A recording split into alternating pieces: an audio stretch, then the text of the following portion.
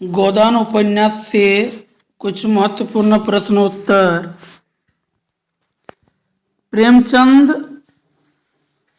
प्रेमचंद का जन्म कब हुआ था? तो प्रेमचंद का जन्म कब हुआ था?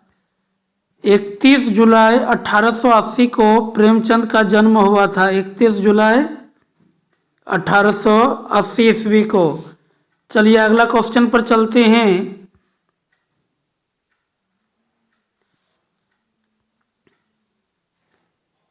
प्रेमचंद का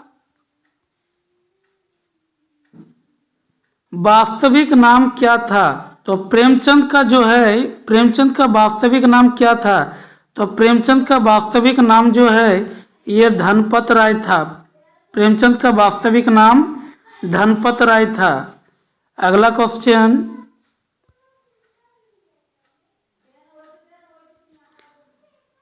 तीसरा नंबर क्वेश्चन, प्रेमचंद का निधन कब हुआ था? तो प्रेमचंद का निधन जो है वो 1936 ईस्वी को प्रेमचंद का निधन हुआ था। तो ऑप्शन नंबर हो जाएगा बी, प्रेमचंद का निधन 1936 ईस्वी को हुआ था। नेक्स्ट क्वेश्चन पर चलते हैं। प्रेमचंद की अंतिम कृति कौन सी है? प्रेमचंद की जो है वो अंतिम कृति कौन सी है? तो प्रेमचंद की अंतिम कृति हो जाएगा गोदान। प्रेमचंद की अंतिम कृति क्या हो जाएगा? गोदान। Option number B. अगला क्वेश्चन, पांचवा नंबर, प्रेमचंद की कौन सी रचना काल विजयी रचना है? ये प्रेमचंद का जो लिखा हुआ है तो सबसे अंतिम रचना कौन सी है जो काल विजयी के नाम से जाना जाता है? तो काल विजयी के नाम से जाना जाता है वो है गोदान। प्रेमचंद का काल विजयी रचना है गोदान। प्रेमचंद का काल विजयी रचना है गोदान। ऑप्शन नंबर ए हो जाएगा। नेक्स्ट क्वेश्चन पर चलते हैं। गोदान पाठ में ग्राम कथा और नगर कथा को जोड़ने वाला कौन है? प्रेमचंद की जो गोदान है उसमें ग्राम कथा माने गांव की कथा और नगर कथा को दोनों को जोड़ने वाला कौन सा पात्र है? तो इसमें से हो जाएगा ऑप्शन नंबर ए हो जाएगा गोबर और राय साहब जो है, गोबर और राय साहब। ये ऑप्शन नंबर ए में जो है यही आपका सही आंसर हो जाएगा। गोबर था ग्राम से, गोबर जो था ये ग्राम से था और राय साहब ये नगर से था। राय साहब नगर से था। तो इसका ऑप्शन नंबर ए आंसर सही हो जाएगा। नेक्स्ट क्वेश्चन देखते हैं। गोदान पाठ के आधार पर होरी की दो बेटियां का क्या नाम था? तो गोदान पाठ के अनुसार जो होरी जो है मुख्य भूमिका होरी ही निभाया है गोदान में। और होरी के जो दो बेटी थी तो होरी के दो बेटी का नाम और उसके बेटा का नाम था गोबर। होरी के बेटा का नाम गोबर था। होरी के बेटा का नाम गोबर था। होरी के बेटा का नाम गोबर था और उसका दो बेटी थी जो दोनों बेटी का नाम रूपा और सोना था। तो ऑप्शन नंबर ये ए हो जाएगा। अगला क्वेश्चन पर चलते हैं। 8 नंबर क्वेश्चन है, प्रेमचंद ने किसान जीवन की त्रासदी को किस रचना के माध्यम से अभिव्यक्त किया है? तो प्रेमचंद जो है वो अपने किसान जीवन की, प्रेमचंद ने किसान जीवन की त्रासदी को किस रचना के माध्यम से अभिव्यक्त किया है? तो ये गोदान जो है ये किसान की त्रासदी रचना से व्यक्त किया है। किसान की त्रासदी जीवन से व्यक्त किया है गोदान में। अगला क्वेश्चन है,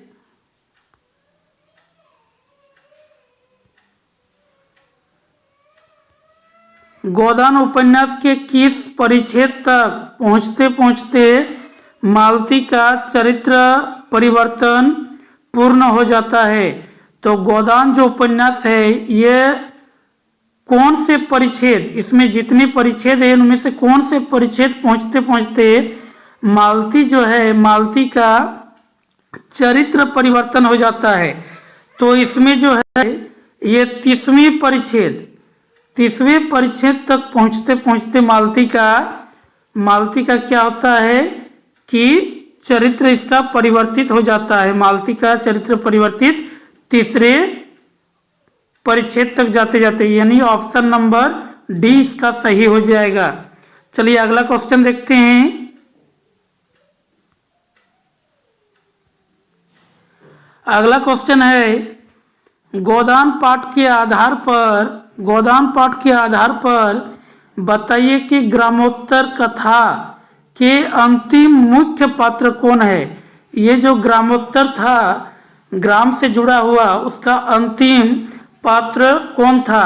तो इसका ऑप्शन नंबर ए हो जाएगा सही, मिर्जा खुर्शीद। इसका ऑप्शन नंबर ए हो जाएगा मिर्जा खुर्शीद जो है ग्रामोत्तर कथा के अंतिम मुख्य पात्र था। ये अंतिम मुख्य पात्र इसका सबसे अंत में जो आया है, ज़्यादातर ये गोदान में इसका चर्चा नहीं है, लेकिन अंत में इसका चर्चा किया गया है और ये मुख्य है, अंतिम मुख्य पात्र है। अगला क्वेश्चन देखते हैं 11 नंबर। गोदान उपन्यास के आधार पर उच्च वर्गीय मुसलमान कौन है? गोदान उपन्यास जो लिखा गया है प्रेमचंद के द्वारा, इसमें गोबर, हरि और सोना रूपा उसका बेटी 2 बेटी है। तो इससे संबंधित ये जो गोदान उपन्यास है, इसमें उच्च वर्गीय मुसलमान जो है वो मिर्जा खुर्शीद है। तो मिर्जा खुर्शीद किस में है? ऑप्शन नंबर बी में है। ऑप्शन नंबर बी इसका सही हो जाएगा। अगला क्वेश्चन 12 नंबर देखते हैं। गोदान पाठ में पात्रों की भाषा में किस अलंकार का प्रयोग प्रचुरता से हुआ है? ये गोदान जो लिखा गया है, इसमें सबसे अधिक अलंकार में कौन से अलंकार का प्रयोग किया गया है?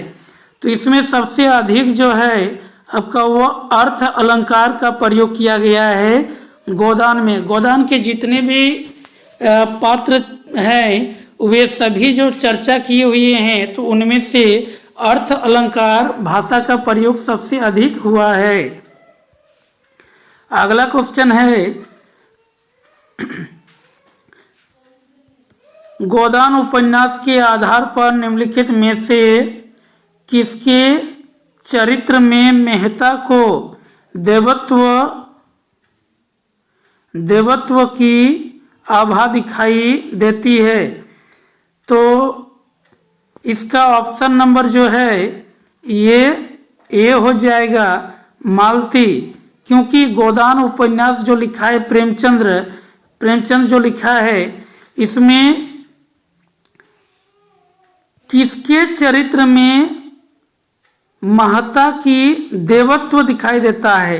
देवता के जैसा इसका जो चरित्र जो दिखाई दिया गया है, तो वो मालती का चरित्र में था। वो किसके चरित्र में? मालती के चरित्र में था। अगला क्वेश्चन है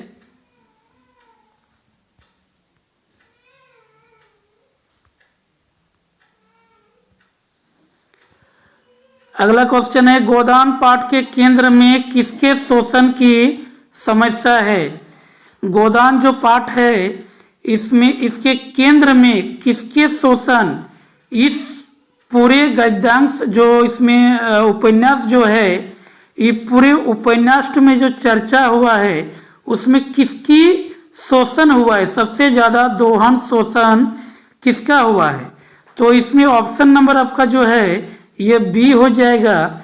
इसमें किसान से संबंधित जुड़ा हुआ था और हरि जो था वो किसान ही था। इसमें सबसे ज़्यादा किसान का ही दोहन हुआ है, शोषण हुआ है, जो भी बोलिए, माने सभी प्रकार से किसान का ही इसमें शोषण हुआ है। अगला क्वेश्चन जो है, गोदान उपन्यास कब प्रकाशित हुआ था? गोदान उपन्यास कब प्रकाशित हुआ था? तो गोदान उपन्यास जो है आपका वो 1935 में हुआ था, ऑप्शन नंबर सी में, ये आपका सही हो जाएगा। गोदान जो है प्रेमचंद का अंतिम काल विजयी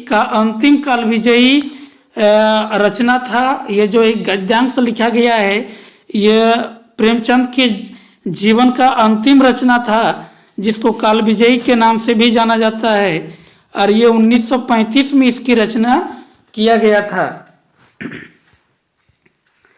अगला क्वेश्चन है,